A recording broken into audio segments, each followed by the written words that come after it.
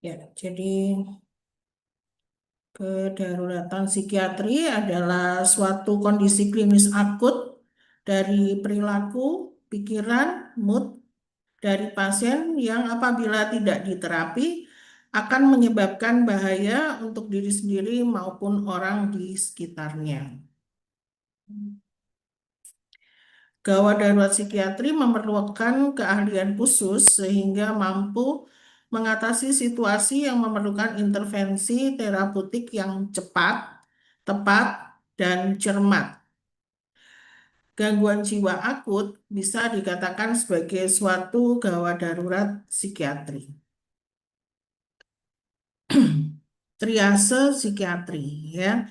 Jadi kalau di IGD itu di psikiatri itu juga ada triasenya. Nah, pada triase di IGD ditentukan terlebih dahulu gawat darurat, gawat tidak darurat, darurat tidak gawat, dan tidak gawat serta tidak darurat. Ya, gawat darurat, gawat tidak darurat, darurat tidak gawat dan tidak darurat. Ya, prioritas pertama tadi yang gawat darurat. Tentunya membahayakan diri sendiri, orang lain, dan lingkungan. Ya, misalnya adalah suatu gangguan perilaku atau perilaku kekerasan. Pasien datang dengan restrain bila dia gaduh gelisah. Ya, restrain itu diikat, ya, atau mungkin dia penelantaran diri, bunuh diri ya. Maksudnya ini di sini adalah tentamen suicide ya, jadi percobaan bunuh diri. Dan sindroma neuroleptik maligna serta hipotensi ortostatik. Ya. Kemudian yang kedua adalah gawat tidak darurat. Kemungkinan membahayakan diri sendiri dan orang lain. Indikasi atau ada ide bunuh diri. Gangguan mood, ya, misalnya depresi, cemas, dan fobia. Yang ketiga, darurat tidak gawat. Tidak membahayakan diri sendiri atau orang lain. Pasien menyadari bahwa dirinya sakit, butuh pengobatan, support sosial, misalnya extrapiramidal syndrome. Kemudian prioritas yang keempat, tidak gawat dan tidak darurat. Pasien meninggal meskipun mendapatkan pertolongan. Pemeriksaan psikiatri. Kesalahan potensial yang terbesar yang terjadi dalam penanganan pasien gawat darurat psikiatri adalah kurang menyadari adanya penyakit fisik yang mengakibatkan perubahan perilaku. Jadi kalau di psikiatri itu ada hierarki. Pertama, yaitu sebelum eh, gangguan sakit lainnya, itu ada yang kita sebut sebagai gangguan mental organik. Nah, gangguan organik ini adalah hierarki yang pertama. Jadi kita harus selalu berpikir apakah ada suatu gangguan fisik, penyakit fisik yang mendasari dari gangguan psikiatri saat ini yang membawa dia datang ke tempat kita. Ya, jadi itu harus diwaspadai. Terutama ketika kita menganamnesa, itu kan ada 5W1H ya. Jadi ketika kita bertanya mengapa datang ke sini ya, alasan utama datang ke sini. Kemudian yang kedua, sebaiknya bertanya sejak kapan, when ya, sejak kapan karena 3 hari dan 3 bulan tentunya mempunyai arti yang berbeda. Kalau 3 hari kemungkinan ini suatu kasus yang akut, jangan-jangan ini ada suatu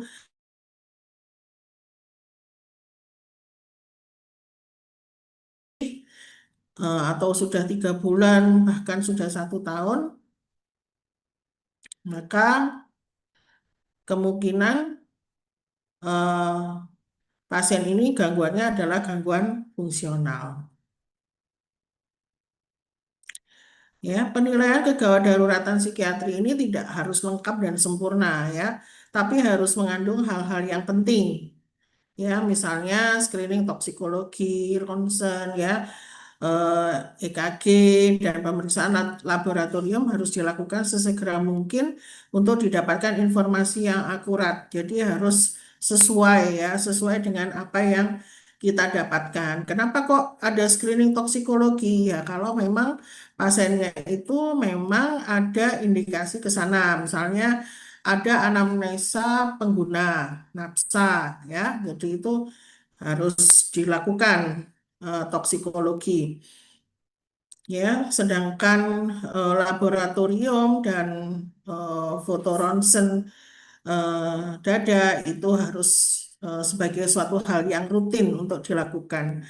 Dan di psikiatri untuk pasien perempuan diharuskan untuk tes kehamilan ya. Tes kehamilan harus dilakukan untuk mengetahui pasien ini hamil atau tidak ya.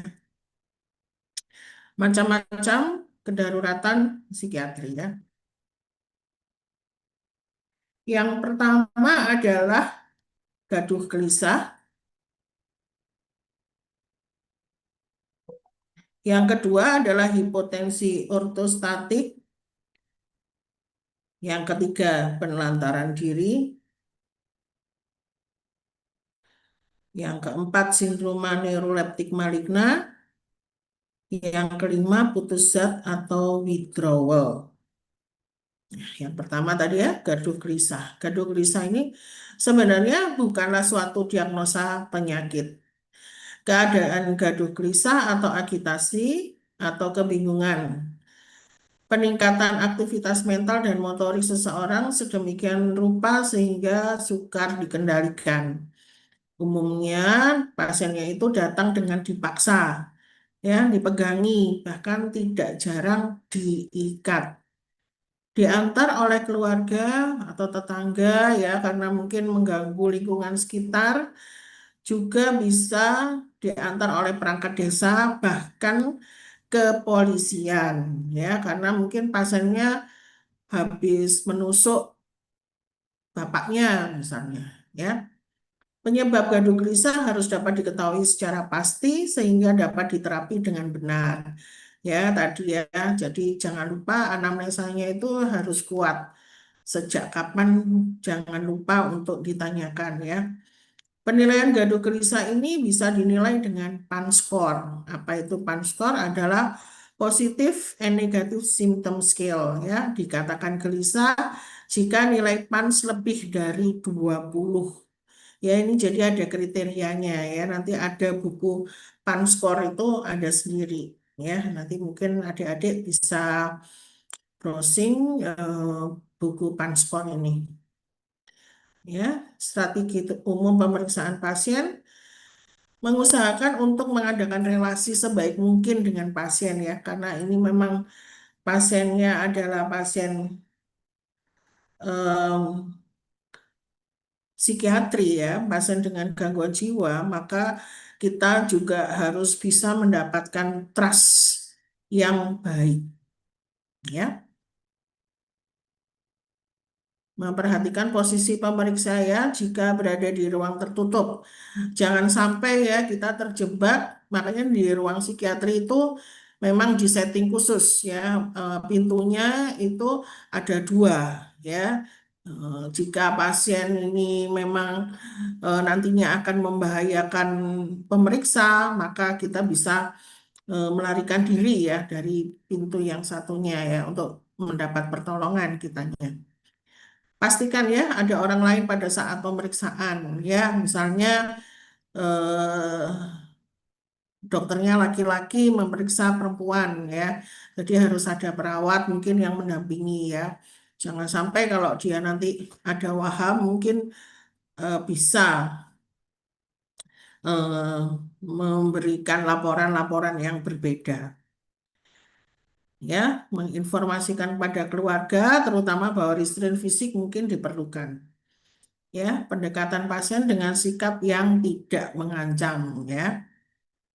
Nah, ini restrain fisik ya, seperti ini ya.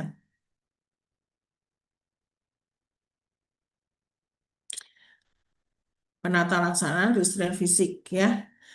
Berbicara dengan meyakinkan pada pasien untuk dapat tenang ya. Ulangi penjelasan jika tidak menghentikan perilakunya atau gaduh bisa akan dilakukan pengikatan atau restrain ya. Menawarkan untuk menggunakan medikasi daripada dilakukan restrain ya. Medikasi ini biasanya diberikan injeksi. Ya, nah, jangan sampai dari kata-kata kita itu membiarkan pasien berpikir tentang keraguan kita untuk melakukan restrain. Ya.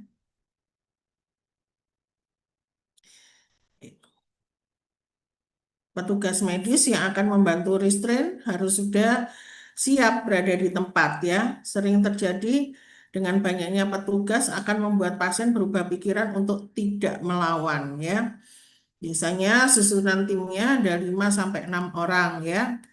4 orang menahan anggota gerak, satu mengendalikan kepala, dan satu melakukan prosedur pengikatan. Ya, jangan lupa mempersiapkan peralatan ya. Jadi talinya ya. Kemudian kalau memang mau dilakukan injeksi, suntikannya harus sudah disiapkan. Ya. Nah, ini melakukan pengikatan tiap anggota gerak satu ikatan. Ikatan pada posisi sedemikian agar tidak mengganggu aliran cairan IV jika memang diperlukan ya. Misalnya pasiennya penelantaran diri ya. Penelantaran diri biasanya orangnya diam, tapi ketika dia misalnya ada halusinasi, maka bisa saja dia gelisah dan mencabut-cabut infusnya ya. Posisi kepala lebih tinggi untuk menghindari aspirasi ya. Kemudian tetap dilakukan pemeriksaan vital sign dan menempatkan pasien pada tempat yang mudah diobservasi oleh petugas ya. Sekarang sih sudah ada ya, misalnya dia ditempatkan di ruang isolasi, maka kita bisa melihat dari CCTV ya. Kemudian melanjutkan dengan medikasi atau injeksi ya. Setelah pasien dapat dikendalikan dengan medikasi, nah ini mulai dengan melepaskan satu persatu ikatannya ya. Artinya pasien ini tidak diikat terus ya. Diikat itu karena dia gelisah supaya tidak membahayakan diri sendiri dan orang lain ya.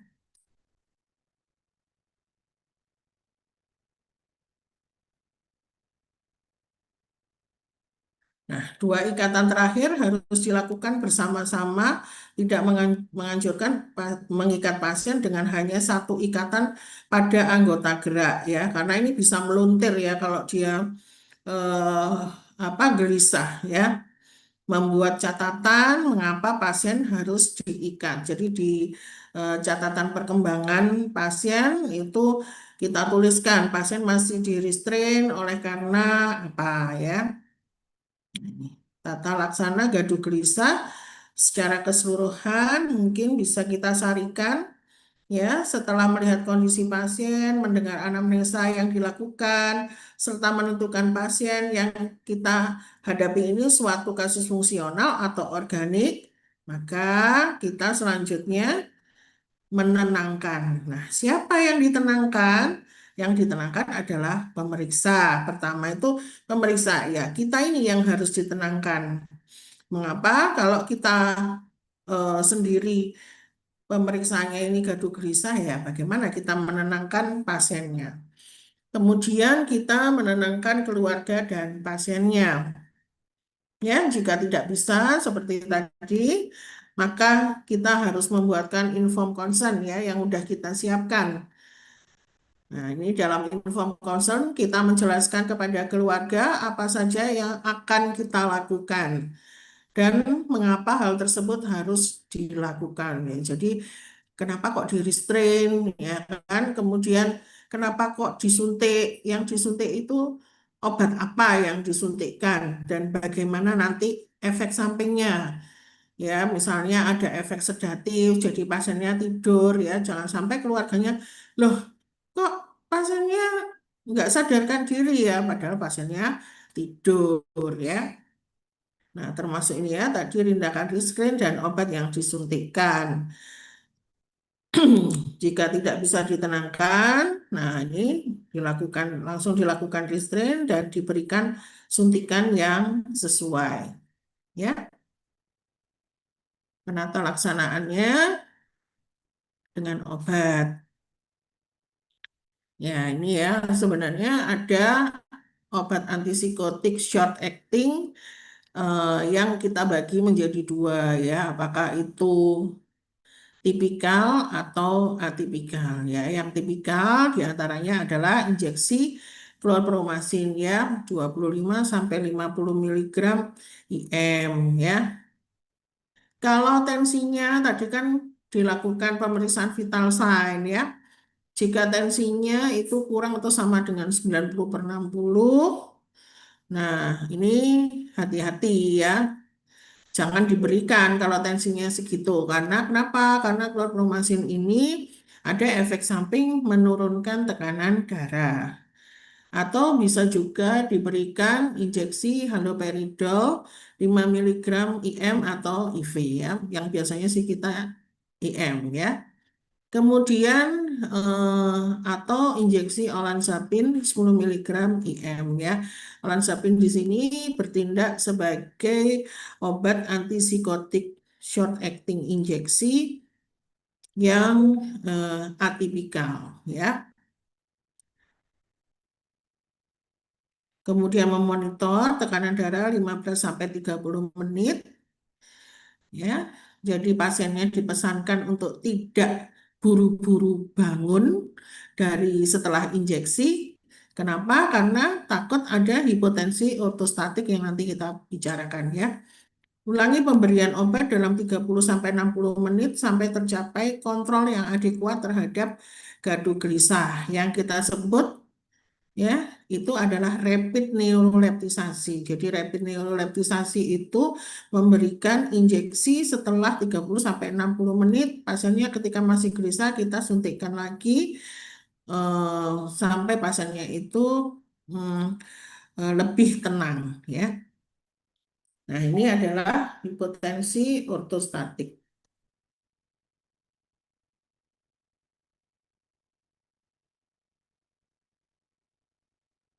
ya. Apa itu hipotensi ortostatik? Yaitu penurunan tensi eh, saat adanya perubahan posisi setelah dilakukan injeksi ya. Hal ini disebabkan karena adanya blokade reseptor alfa 1 adrenergic.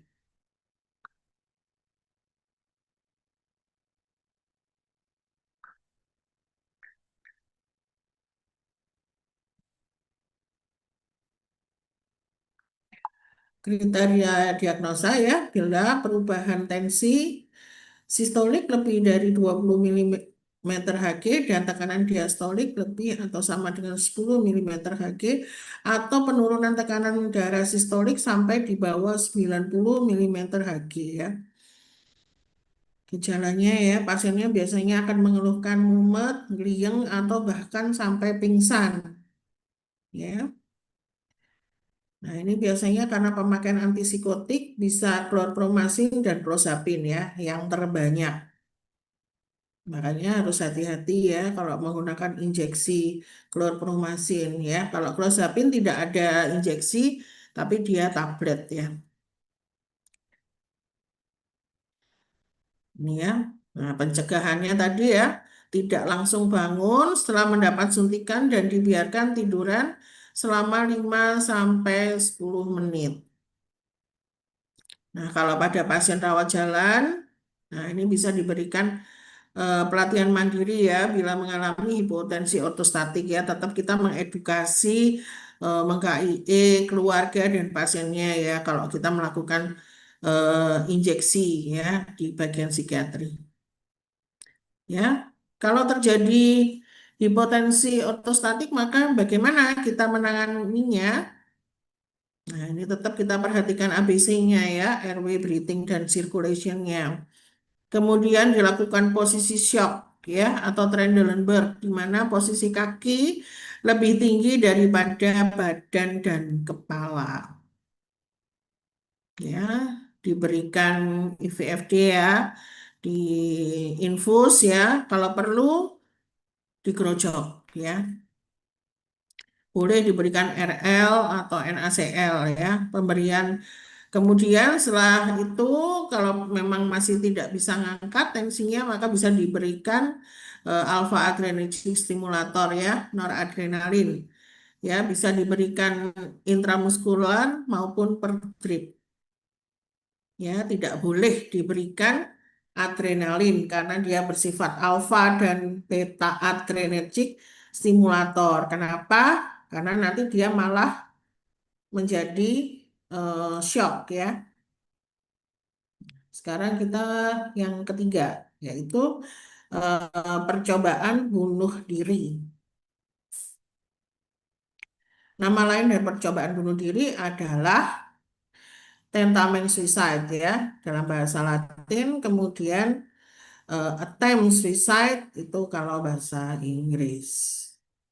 Ya, jadi apa itu percobaan bunuh diri? Yaitu segala perbuatan yang membinasakan dirinya sendiri dalam waktu singkat dan dia tahu akan akibatnya, ya. Apa penyebabnya? Bisa adanya suatu konflik, ya. Mungkin ada permasalahan dengan teman, suami istri yang mengalami konflik dalam rumah tangga, ya.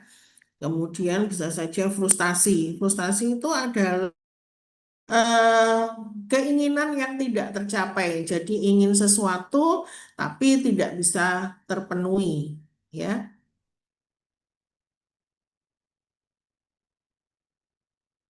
Kemudian putus asa, ya, putus asa, kemudian represi. Represi itu selalu menekan dan tidak mau membicarakan permasalahannya dengan orang lain, ya. Dia punya masalah ditabung, punya masalah lagi ditabung, ya. Jadi dia selalu menekan perasaannya dan tidak mau membicarakan dengan orang lain. Lari dari realita permasalahan ya. Jadi kalau punya masalah dia menghindar ya.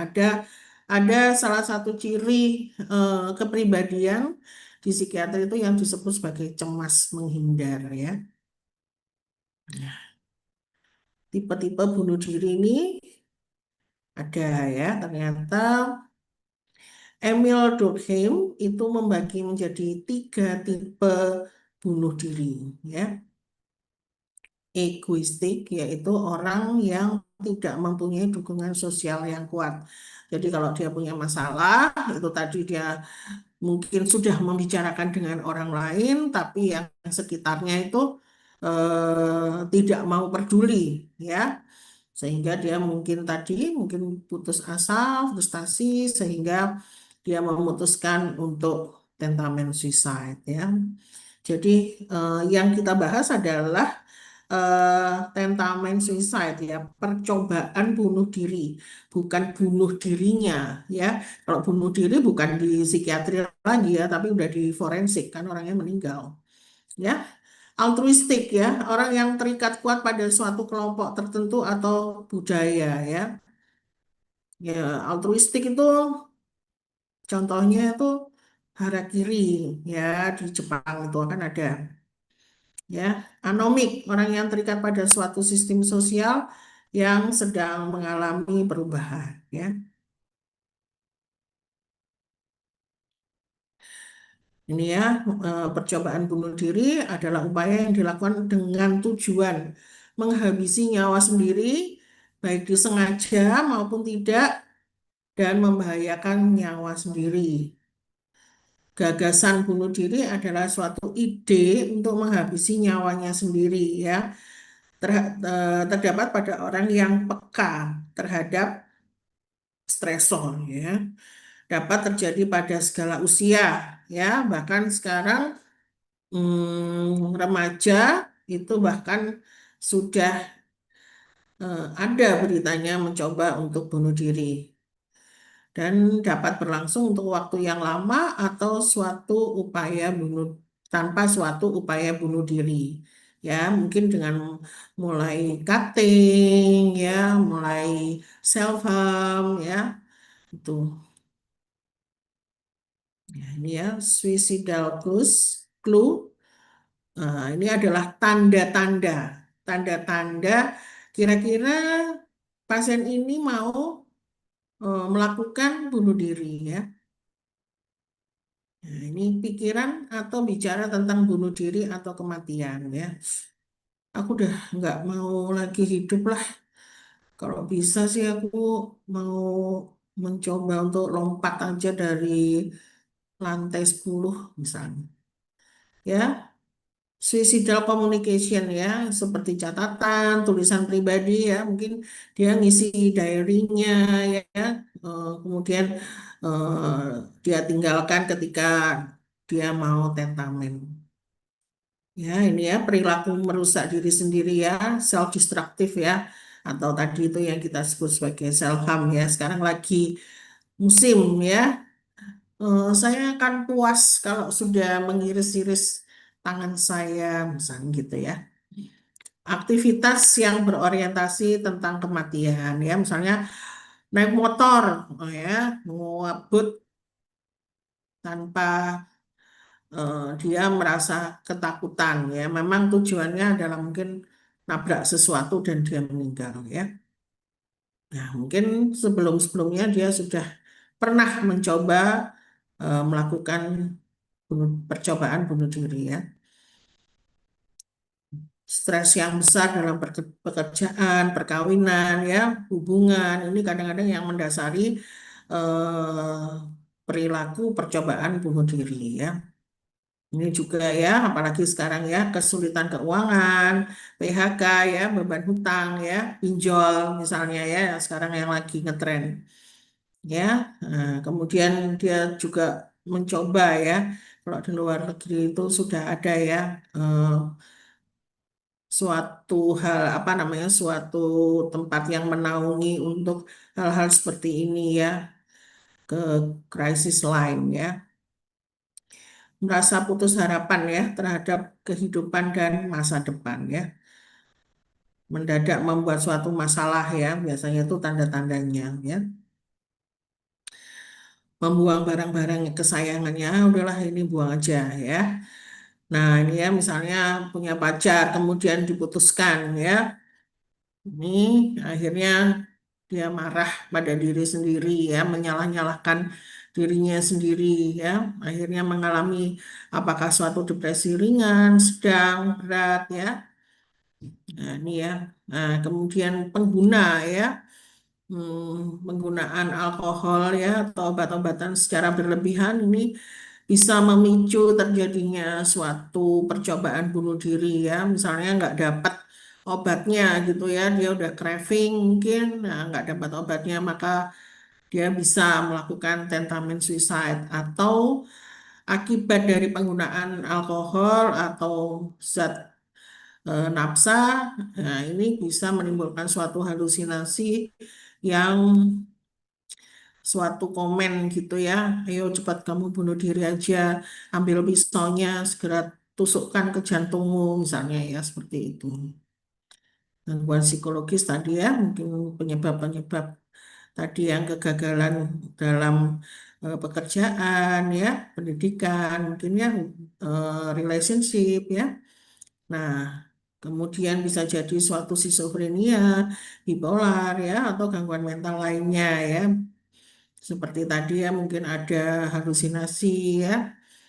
Nah, bipolar ini kita juga hati-hati ya kalau dia berada dalam fase ya. Bipolar itu bi itu dua, polar itu adalah kutub, di mana yang satunya manik, yang satunya adalah depresi. Nah, ketika dia berada di fase depresi, kemungkinan besar dia bisa melakukan tentamen suicide. Nah, ini ya penyakit fisik ternyata juga mempengaruhi terjadinya tentamen suicide ya. Misalnya dia em, apa namanya CA ya dan sudah fase terminal ya. Dia merasa putus asa, ngapain sih kemo-kemo segala ini, nggak usah lah, biar aku mati aja ya. Ya, ini ya tadi ya karena putus hubungan, udah balikin aja. Nah itu balikan aja barang-barangnya yang dulu. Nah itu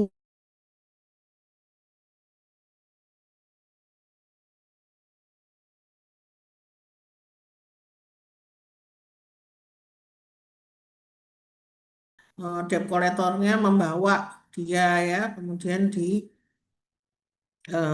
masukkan ke dilaporkan ke kepolisian ya. Nah, atau menanggung rasa malu yang besar ya, misalnya ada kasus perkosaan ya atau KDRT ya, dia malu terhadap lingkungan sekitar ya.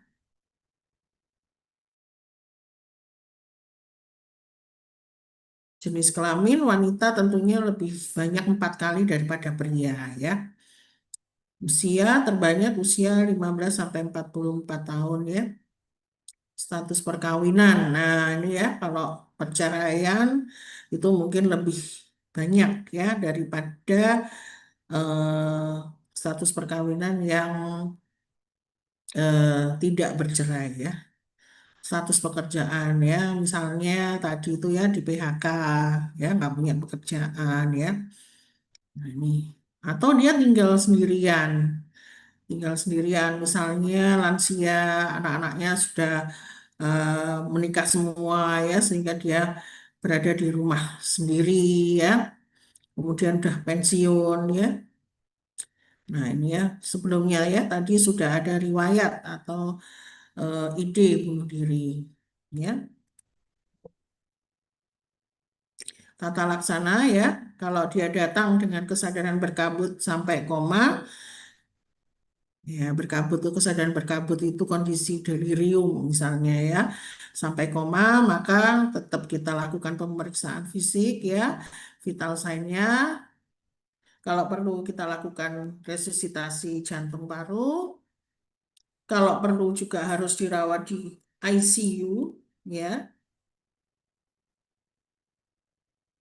Kemudian mengatasi kondisi fisik akibat bunuh diri. Misal, dia datang itu dibawa dalam kondisi kesadaran yang menurun dan ada anamnesa misalnya minum Baygon 1 liter.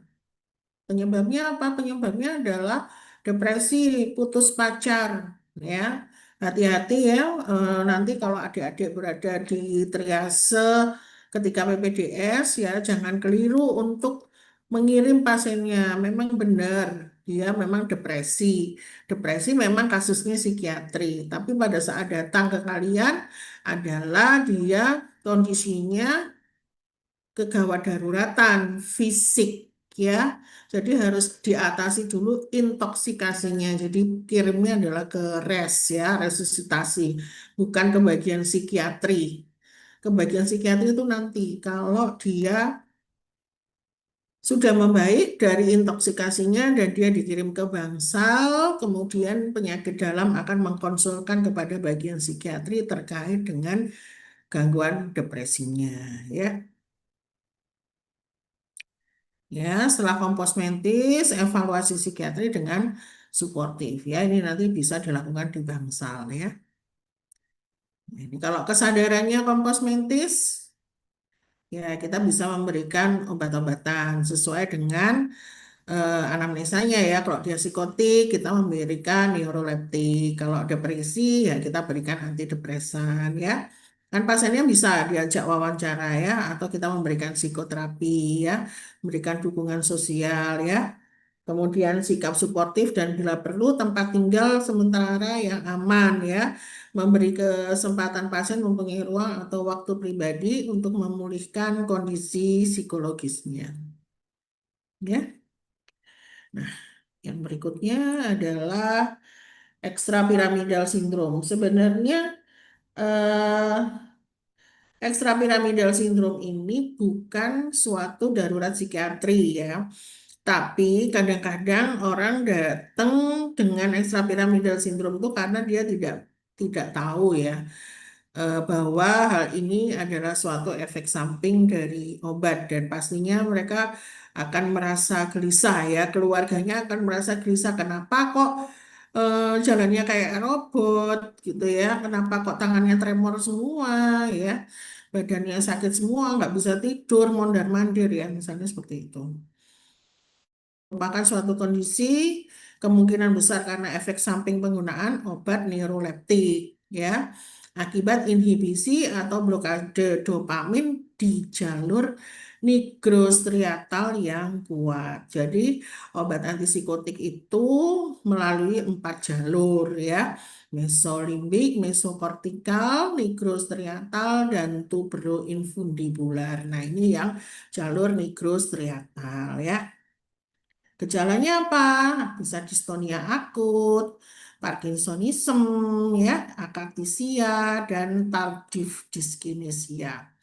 Kenapa ini saya tayangkan ekstrapiramidal sindrom? Karena ini yang akan mendasari gangguan sindroma neuroleptik maligna.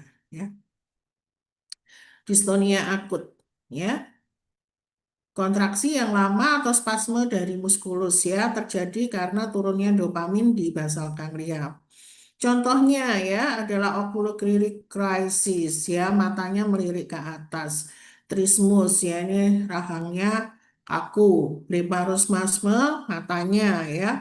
Larinya ya di larinya itu mengalami spasme ya, bahaya. Kenapa kok bahaya? Bisa tidak bisa bernafas ya, tortikolis ya, miring ya lehernya, opistotonus juga pada mata, dysarthria ya, lidahnya kaku sehingga bicaranya pelat atau pilu. Akatisia ya, restless leg syndrome ya.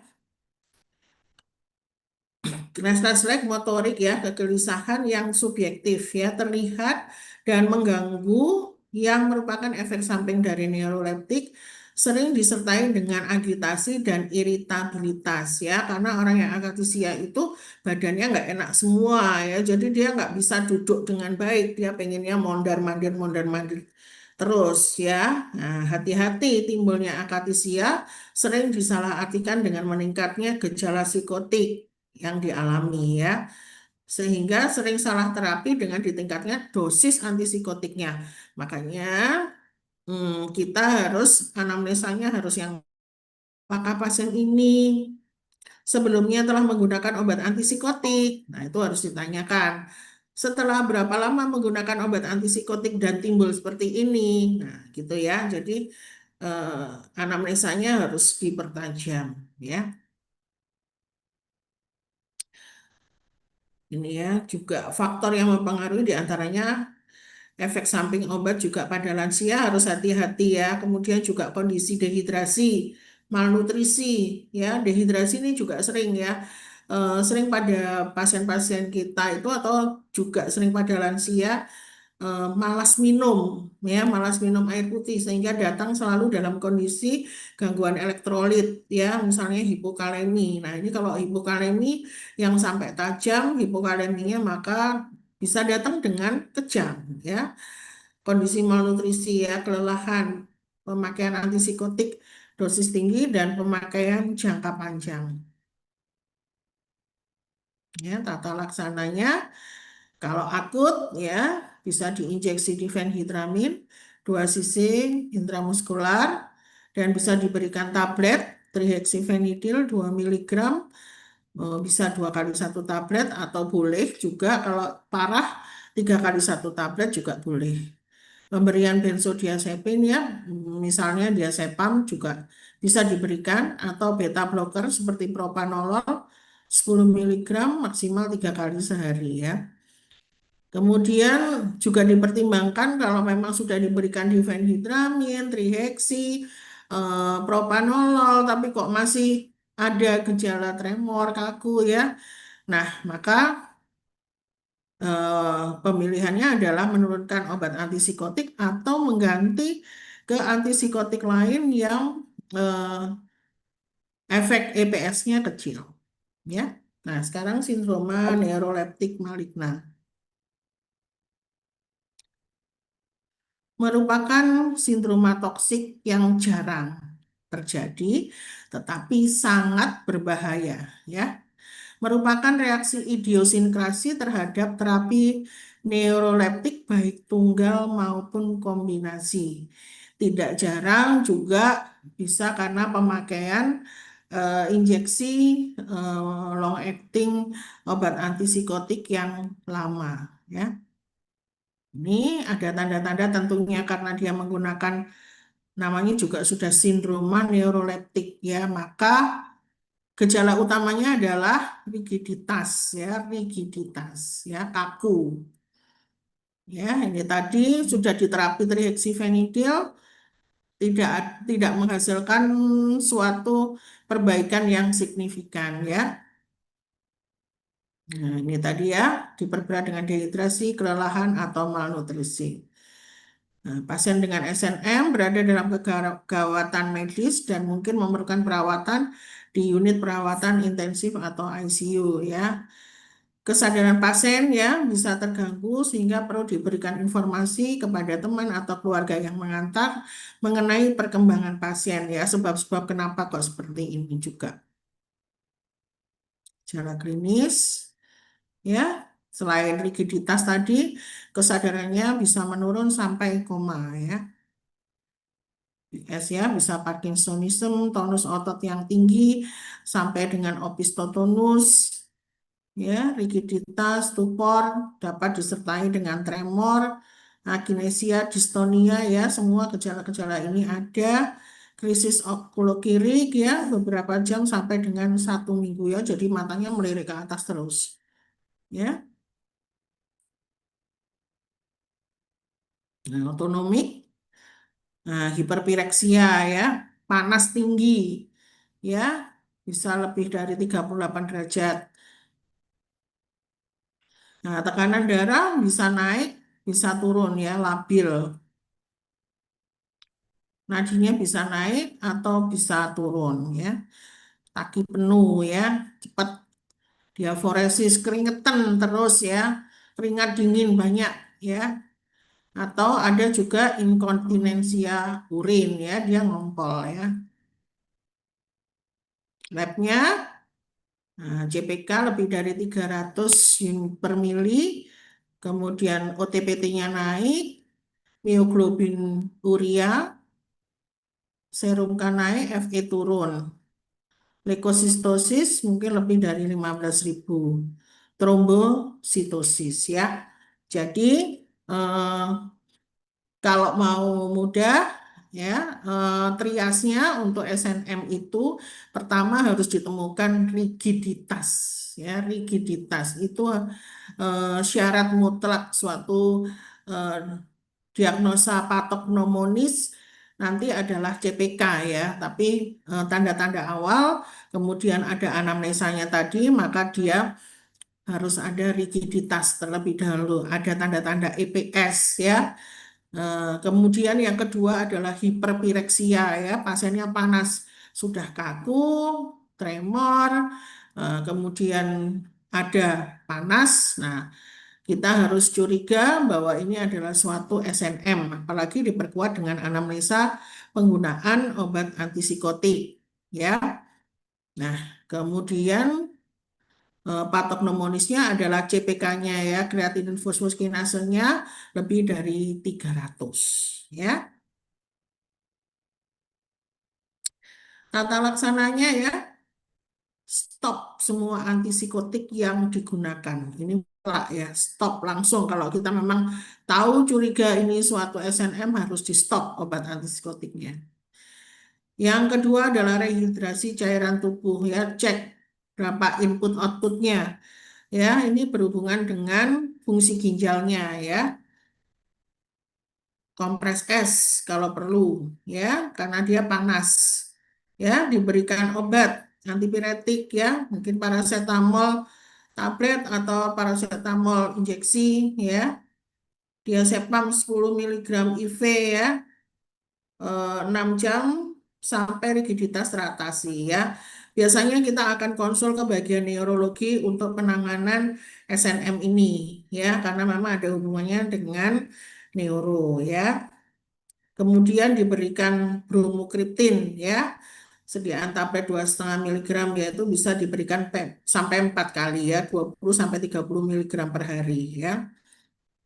Kemudian pertimbangkan eh, bentar, pertimbangkan neuroleptik atipikal, ya. Kalau tadi itu dia SNM disebabkan karena penggunaan obat neuroleptik yang tipikal, ya, tipikal itu bisa seperti CPZ, Triflo, Tioridasin, ya. Nah, itu maka sebaiknya kita ganti dengan yang atipikal, ya. Misalnya risperidon, clozapin, ya, aripiprazol, ya, itu seperti itu. Penelantaran diri, ya. Yang berikutnya adalah suatu kondisi di mana seseorang gagal atau tidak mampu memenuhi kebutuhan dasarnya, ya. Biasanya ada faktor yang menyebabkan hal tersebut terjadi, misalnya depresi, ya, atau juga lansia, ya. Nah, ini macamnya pengabaian fisik, ya, nggak mau mandi, berpakaian kotor, ya, nggak mau makan, ya, tuh, ya, pengabaian kesehatan, nggak mau minum obat atau ke dokter kalau sakit, ya, kondisi lingkungan, ya, rumahnya, kamarnya yang nggak pernah dibersihkan, ya, berantakan, ya, tuh, ya. Kenapa tadi, ya, lansia? Karena biasanya lansia tuh tinggal sendiri, ya, nggak dijenguk anak-anaknya, ya, jadi mungkin dia hoarding, ya, bisa jadi seperti itu. Tata laksananya, ya, bisa menghubungi layanan sosial, ya. Kalau di luar negeri itu ada tuh, ya, layanan sosial di mana nanti mereka akan datang dan melihat kondisinya, ya. Kalau pasiennya datang di IGD, maka segera dilihat kedaruratannya, ya. Misalnya tanda-tanda dehidrasi, ya, itu segera berikan eh, infus, ya, IVFD, ya, untuk mengganti cairannya supaya tidak dehidrasi. Ya, cek serum elektrolit itu, ya, perlu dilakukan, ya, selain darah lengkap dan fototoraks, ya. Dicari penyebabnya, kenapa pasien melakukan penelantaran diri, ya. Apakah eh, karena kasus depresi, karena dia tinggal sendirian mungkin, atau hal-hal yang lain, ya. Yang terakhir, ya, gejala putus zat, ya, atau withdrawal. Ya, merupakan respon respon fisik dan mental yang terjadi, ya, ketika seseorang mengurangi, ya, atau menghentikan penggunaan zat, ya. Zat yang dimaksud di sini adalah nafsa, ya. Kondisi ini terjadi karena tubuh sudah beradaptasi secara fisiologis dan kimiawi dengan zat tersebut, ya. Misalnya penggunaan udah lama, ya. Tanda-tandanya, ya, tanda-tandanya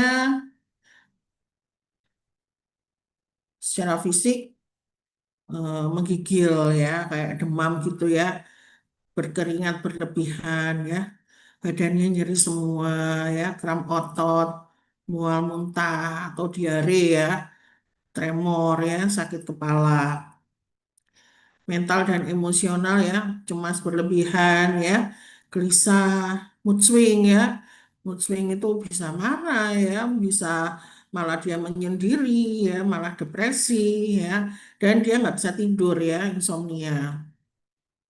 Nah, pada kondisi tertentu yang parah dapat membahayakan nyawa karena tidak jarang ada kejang dan halusinasi, ya. Tata laksananya dilakukan detoksifikasi, ya. Detoksifikasi ini bisa apa namanya, EBRAP juga bisa, kemudian bisa dilakukan substitusi, ya. Kemudian pemberian obat simptomatik, ya. Eh, Misalnya kalau pas nyeri dikasih anti nyeri, ya. Kalau pusing kepala juga seperti itu, ya. Ya, saya kira Kuliahnya cukup? Mungkin ada pertanyaan?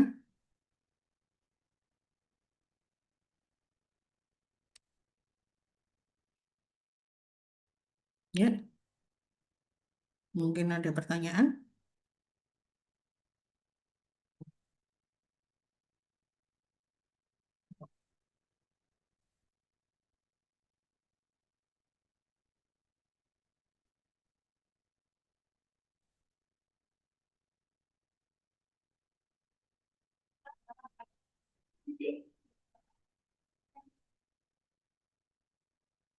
Ada yang mau ditanyakan?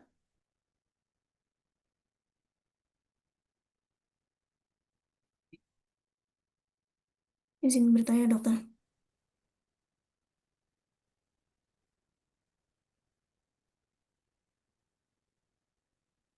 Kalau ada pertanyaan, adik-adik.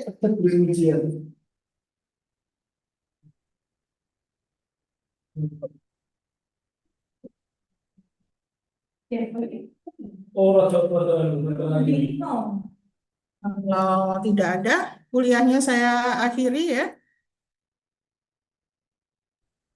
Nggak ada pertanyaan?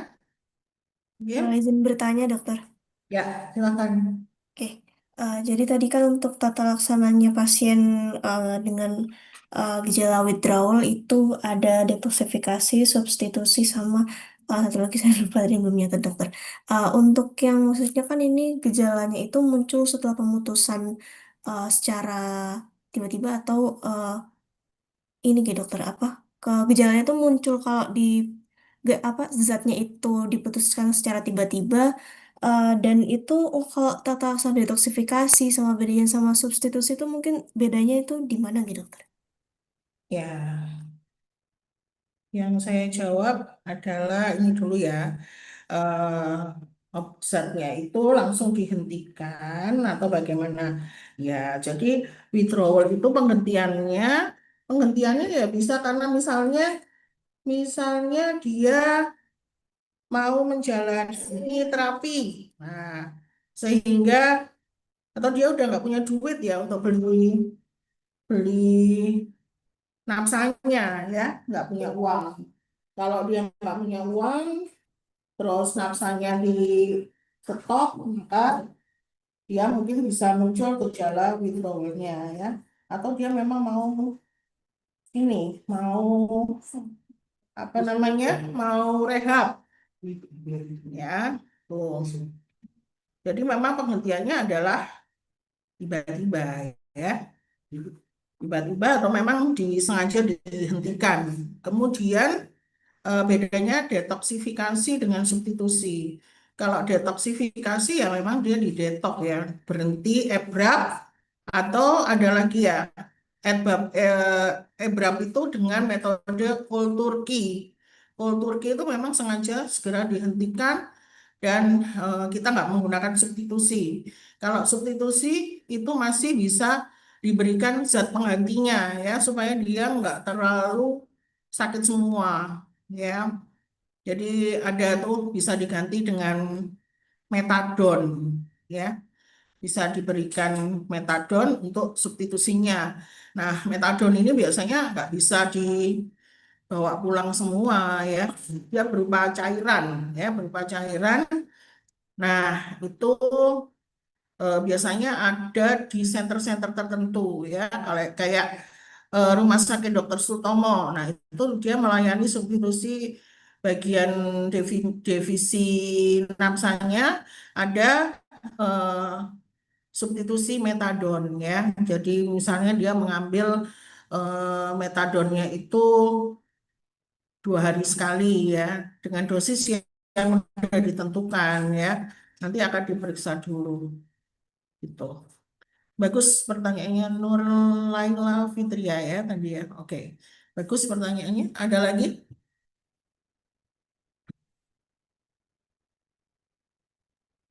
Mungkin saya boleh izin tanya lagi nggak dokter?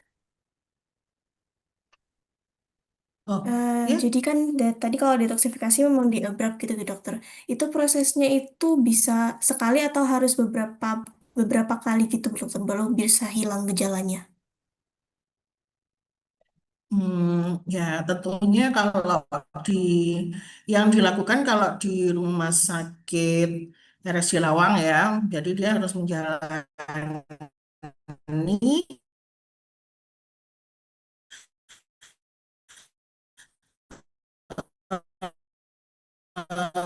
rehabilitasi kalau di sini tuh 3 bulan deh.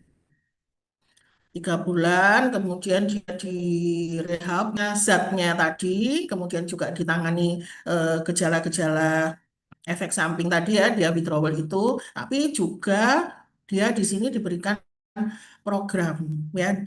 Program rehabilitasi itu nggak hanya sekedar mengobati ya, tapi dia diberikan program misalnya pagi, dia harus bangun pagi, misalnya harus sholat, kemudian nanti ada masukan-masukan ilmu dari mentor-mentornya, kemudian nanti jam berapa lagi ada aktivitas lainnya ya.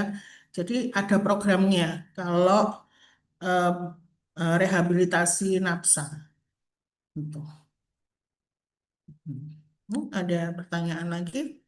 Baik, terima kasih dokter. Ya, sama-sama. Ada lagi?